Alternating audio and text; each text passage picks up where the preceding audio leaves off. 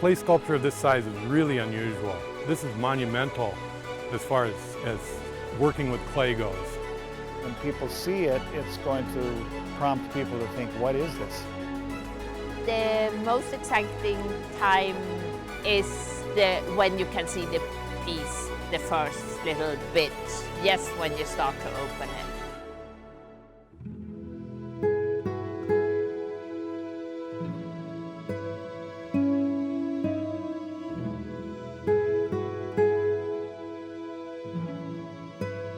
We chose the location because it was an underused space. It was almost like a throwaway space, but it contained a lot of natural beauty.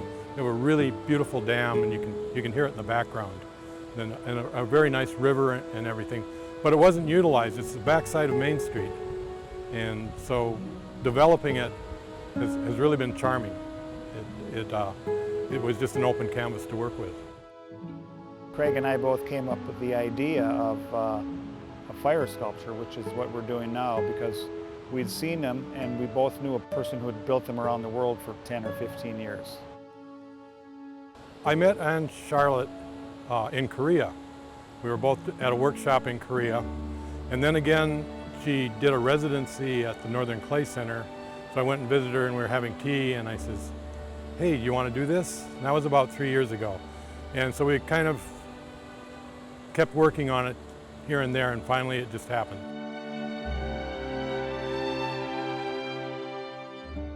I'm just here to help technical, because I have helped the Danish artist Nina Hole to make this kind of sculpture for 14 years. And Bill Gossman and Craig Edwards wanted to build a fire sculpture. So it's their project, and I came as an assistant for the technical part. How to get it stable enough so it doesn't crack or fall down. To have a technique that you can work to build a sculpture that's about 12 feet high in 2 weeks, and then fire it directly, because it's about 4,000 pounds of clay that should be fired, and hopefully it will crack. It will have big cracks. But anyway, to avoid as many as possible and to fire as slow as possible so you don't blow it up. And I think for them it was maybe most the way of building.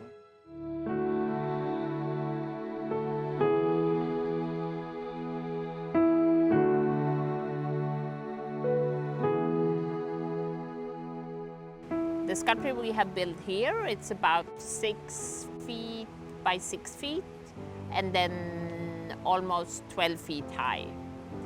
These sculptures are very unusual. There's maybe 20 or 25 of them scattered around the world. There are very few people that know how to do this, and we're really fortunate to know one of them and bring him here and teach us how to do this.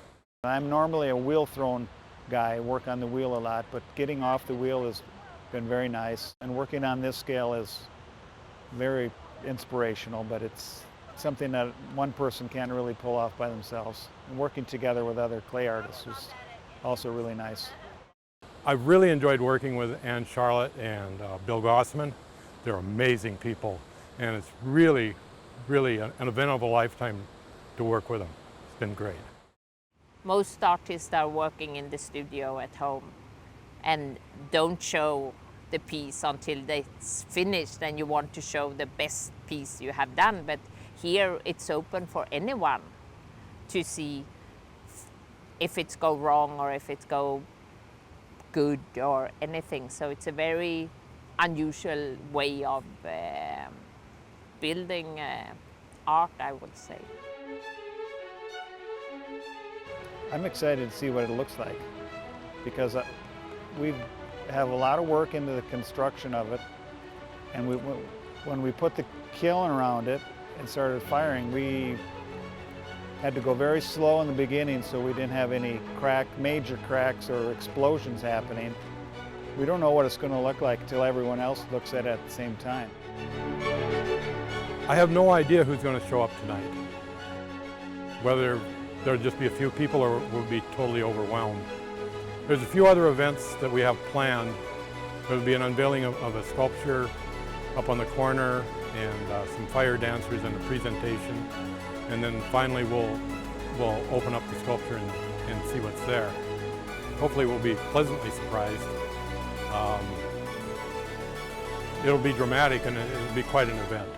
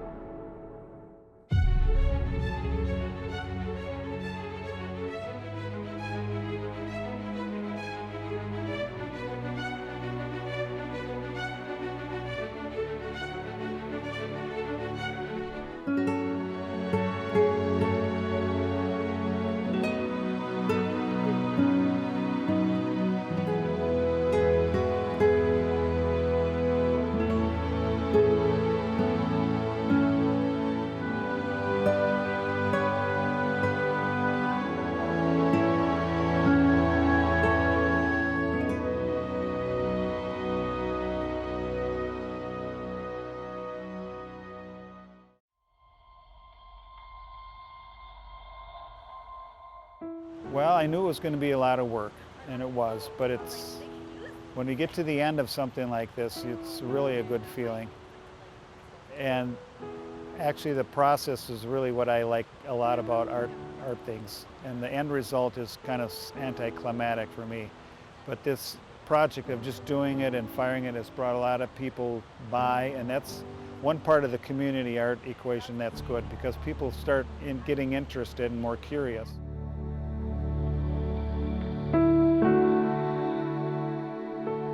I believe the arts in rural Minnesota is helping revive and help stimulate the people in Minnesota and find new direction. It takes fewer and fewer people to farm, and so this is really starting to take traction in the economy, and it really helps validate the arts in rural Minnesota. A lot of times we think of art as someplace else is where it happens, and people are seeing that art is here.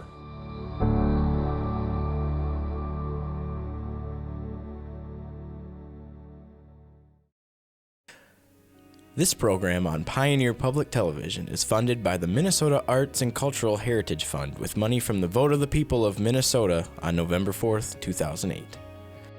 Additional support provided by Mark and Margaret Yakel-Julien in honor of Shalom Hill Farm, a nonprofit rural education retreat center in a beautiful prairie setting near Windham in southwestern Minnesota. ShalomHillFarm.org. The Arrowwood Resort and Conference Center, your ideal choice for Minnesota resorts, offering luxury townhomes, 18 holes of golf, Darling Reflections Spa, Big Splash Water Park, and much more. Alexandria, Minnesota.